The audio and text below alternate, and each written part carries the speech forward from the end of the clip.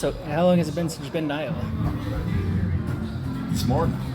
This morning. I'm a Minneapolis boy, so Oh, was it? I drove up here with my daughter, McKinley, nice 4.5 hour trip, which is nice because she's almost 8, and this is one of the first little road trips she's gone with me. So even since COVID. So. Are you having more of an opportunity to do that as an independent wrestler? I feel more comfortable with it. Obviously, I brought my boy. He's a little bit older with me. He's only 16 when I would be with WWE. But just going from town to town to town, she was, a couple years ago, she was like, 5 and 6. And that's a little bit too young to be, Daddy says, wait here, or Daddy says, be with these people I trust. It's just nice.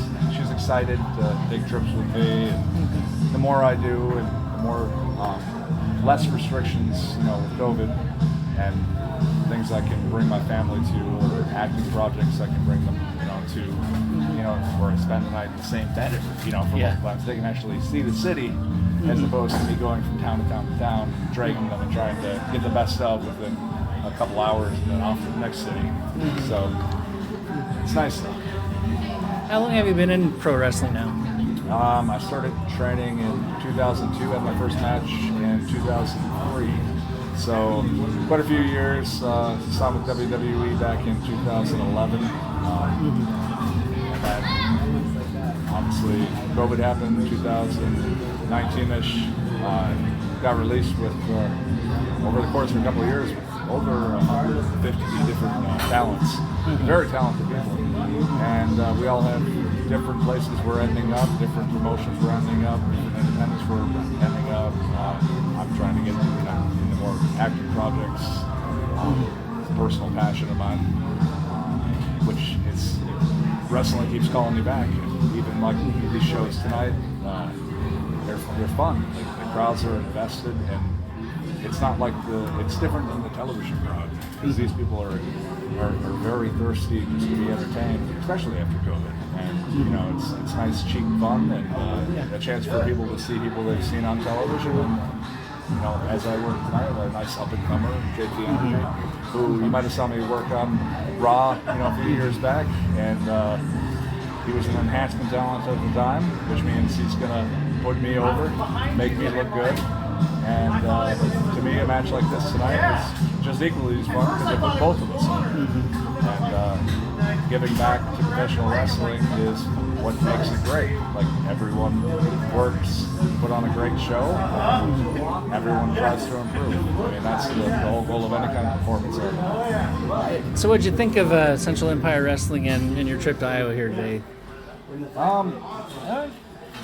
They seem to have a really nice setup. It reminds me of some intimate WWE house shows I would do. So, and you'd ask anybody on the roster at WWE or AEW or New Japan, and it's like those live crowds, like non-television, where they gotta wait for commercials, but live crowds where you can interact, you feel personable, you feel like it's a smaller, more intimate setting.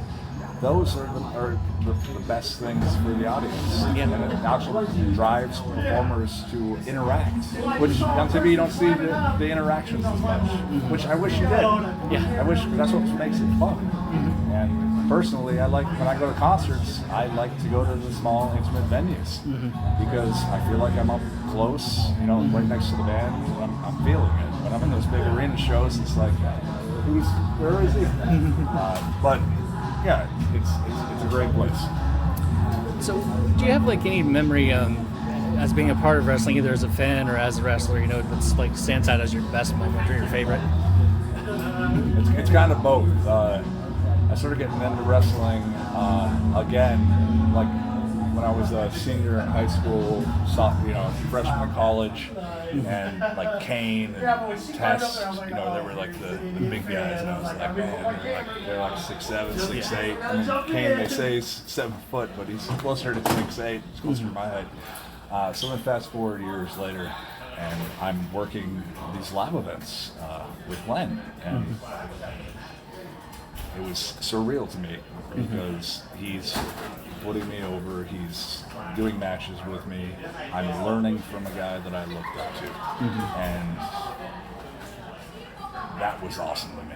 Yeah. And those are moments that are special to me. Where I'll keep a little screenshot and make a little picture, photo album. I'm like, because I never like to take pictures with guys that I work with, but if we're working together, there's my picture. Yeah. Like, that's all I need.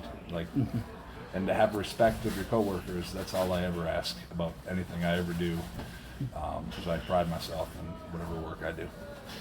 I know you made an appearance the Brody Lee tribute on AEW.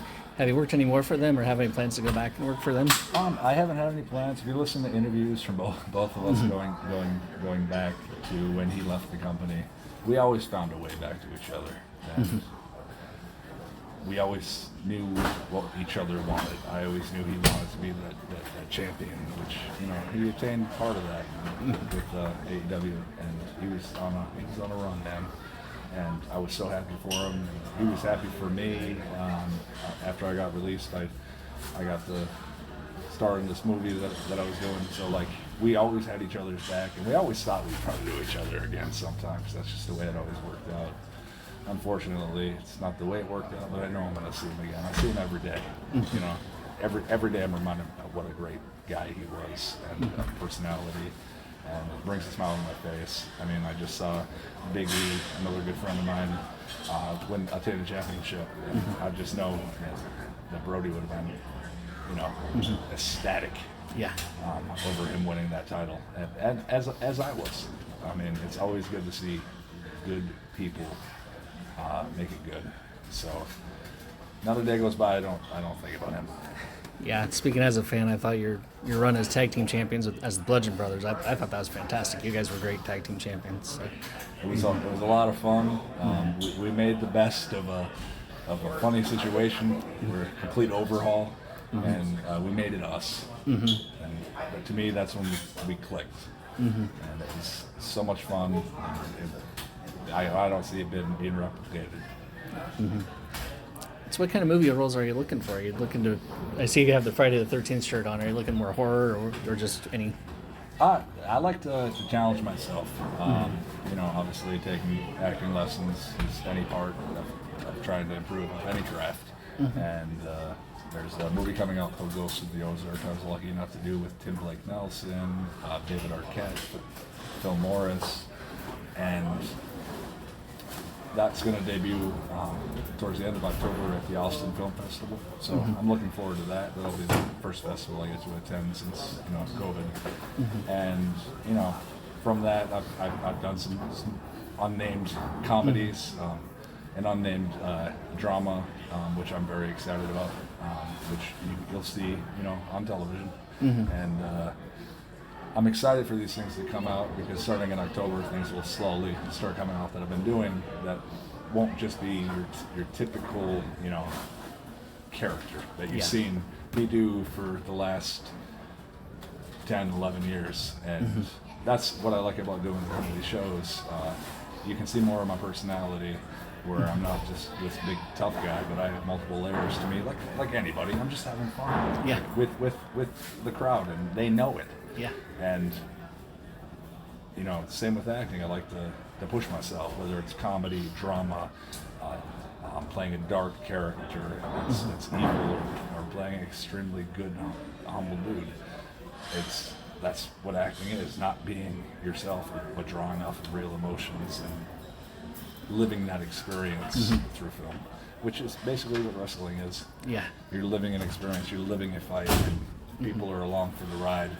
And whether they believe it or not, for that few minutes that the match is, they're lost. They're not thinking about their jobs. They're just enjoying being entertained. And that's probably the reason people love to spend money to go to concerts, to go to movies, to go to wrestling, to go to football, sports, just to get away from their everyday lives and enjoy something else, relax. Exactly. And not everybody can afford to go on some big long vacation. So why not go down the street and catch the musical Lion King? Like it's all fun.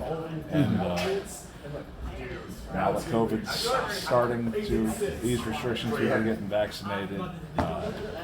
People are wearing masks. It's a good thing. Yeah. Because people are very appreciative of live.